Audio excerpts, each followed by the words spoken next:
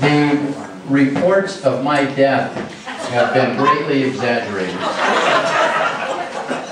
If you remember, 9 years ago, I was supposed to act as MC for our 41st reunion. I was suddenly told I only had a few weeks or months to live, so we did not come back. The doctor who misdiagnosed that was buried 4 years ago.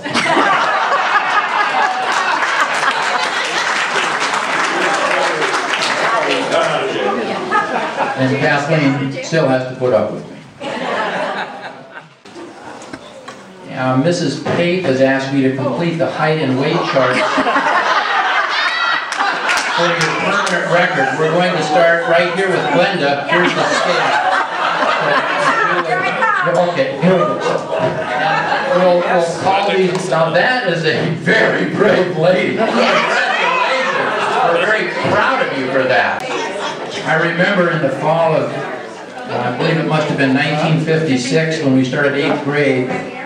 When we did this, you went into a room, they weighed you, measured you, called out your weight and height. I mean, today they would have a team of psychiatrists into the school to evaluate people. I know I put lead sinkers in my pocket, and I weighed in at 102 pounds, 5 feet 2, and I had an even smarter mouth back then than I do now, and I got the crap kicked out of me regularly. And I think it was good for me, because it made me tougher later, because Dick R. just threw me up against the locker a couple of times. I had a punch. I mean, it was good for me. Because once you left high school, there isn't anybody going to protect you, so it was probably the best thing for me. I want you to know that about 2 weeks ago, I got a call from the Shell Rock City Council about an incident that happened in the fall of 1960. If you remember from the 20-year reunion, the Boyd building sent over an item of lost and found from the ladies' room after one of the youth events. And I don't know if these are yours, but if you remember leaving them in the ladies' room,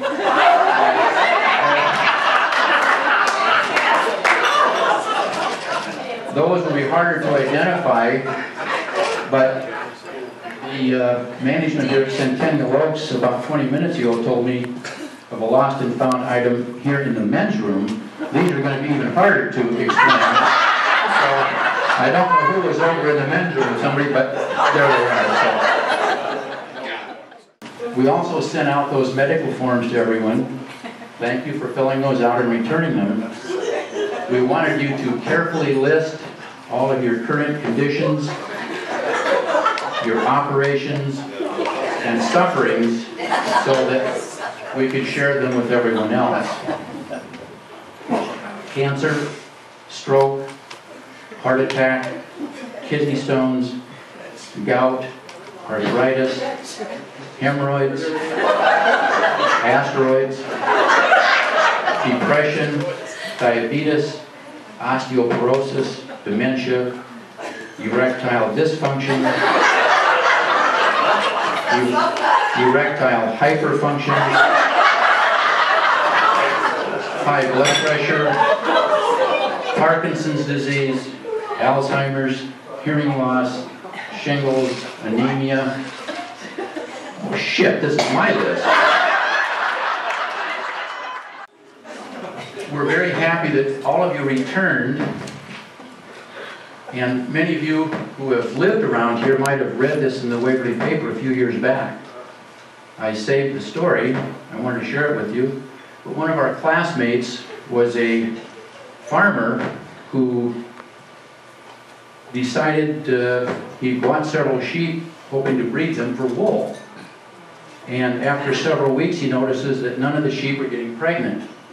So he calls Harp Platty, the local vet, and asks for help. And the vet tells him that he should try artificial insemination because it's cheaper. So our classmate didn't want to appear to be ignorant, so he wasn't sure what that meant, but he asked Har how he could find out if the sheep were pregnant. And Har said, well, the ones that aren't will walk around in the field and eat grass. The ones that are pregnant will lay down and kind of wallow in the grass. So, it's okay. He goes home, gives it some thought, and then tries to figure out what artificial insemination meant, and he begins to believe it meant he has to impregnate the sheep. So he loads the sheep in his Land Rover, drives them out into the woods, is with them for the afternoon, comes back home, goes to bed, gets up in the morning, looks out, the sheep are still just eating grass. He thinks, well, I'm going to have to do this again. So he loads them all in the Land Rover, drives out into the woods. This time he's with each one of them twice, just for good measure, to make sure it's effective. The next morning he wakes up, looks out at the sheep, and they're still just eating grass. None of them are wallowing. I wonder what's he going to do. He deduces that he's going to have to be more effective. This time he loads them up in the Land Rover, drives them out to the woods, finds a little more romantic area by the stream bed, is with them all day, comes home, goes to sleep, and in the morning he's so tired he can't even get out of bed when the alarm clock goes off. So he has his wife take a look out the window, and she comes back and says, they're not wallowing in the grass at all. In fact, they've all climbed into the Land Rover, and one of them is beating the horn.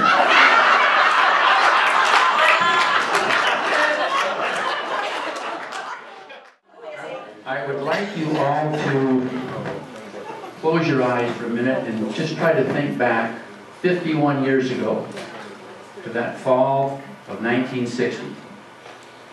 And imagine you're out on that dark country road, and try to remember who you were in the back seat with. Because now we're going to have everybody stand up and identify themselves so you can remember who it was.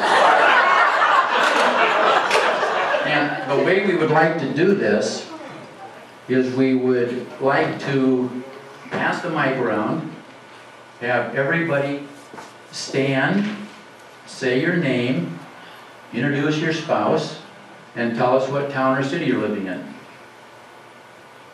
If you remember, at the 20-year reunion, we had 3 of the ladies stand up and say, and this is Bill, my wife, if you remember that. So we would like to get through this tonight without any men having to go through a sex change.